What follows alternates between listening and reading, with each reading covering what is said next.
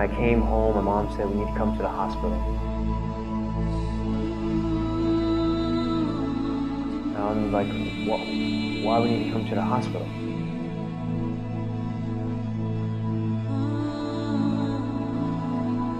That's not an ideal homecoming welcoming. So I went there, and sure enough, my whole family was there.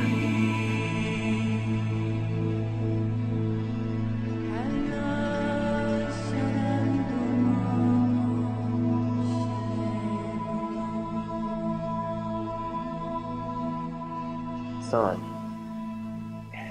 it's not about you. And at that very moment, something pricked my heart. And I was just like, okay, what's going on? Well, we at a hospital. And when I was in a hospital, you know, all my entire military career, my mom, my grandmother, and my sister, you know, 3 women that's in my life. And they said, son, your grandmother's sick. Now, all my life, my grandmother weighed over 200 pounds her entire life. And I went into the hospital room where my grandmother was at, and to my surprise, there my grandmother was, laying in a hospital bed, weighing 75 pounds. Cancer had taken over her frame. Now, at that very moment, seeing a woman that was strong, kind, laying there, skin hanging off her bones. You can see the skull indentation on her skin, her face. Now, over the past 8 years, there was nothing that I've done that really shook me. But that right there was something more tragic than I've ever seen. And at that very moment, I was loud, I was belligerent. I can remember, you know, the nurses and the doctors was like, who is this guy? It's the grandson from the military. A lot of people, they see the cameras, they see the videos, a lot of spotlight, Coach Mike.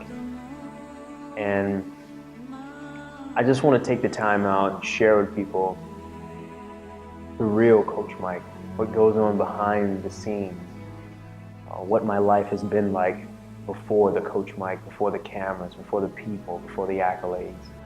I realized that the secret to living is giving.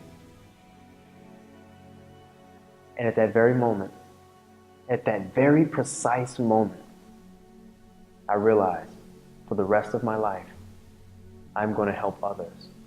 Not go through what my grandmother went through, nor help families go through what my family went through during the process. So I opened a gym.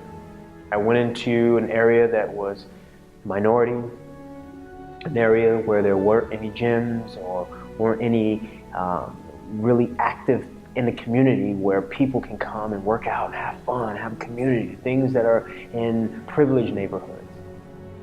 And I remember as clear as day, I put down $2,500 and I said, hey, this is my place, I have a vision. And I said, this right here is where I'm going to make an impact and an influence on the community.